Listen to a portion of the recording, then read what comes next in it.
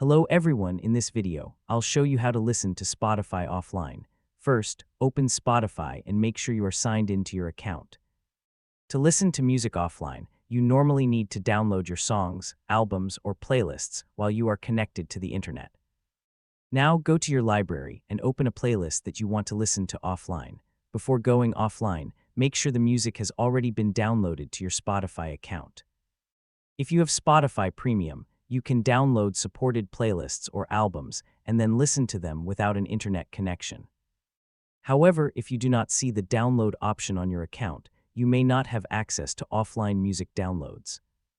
In that situation, you cannot use Spotify Music offline through the normal download feature.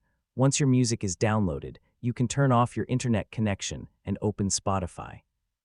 Then go to your library and open the downloaded playlist or album. You can now play the downloaded songs without an internet connection. Remember that Spotify offline downloads are stored inside the Spotify app. You cannot normally access them as regular MP3 files outside Spotify. Also, you need to connect to the internet occasionally to keep your Spotify downloads available. So the basic process is simple. Download your music while you are online, then open Spotify and play the downloaded music when you are offline. If you do not have the download option, check your Spotify Premium subscription and account features.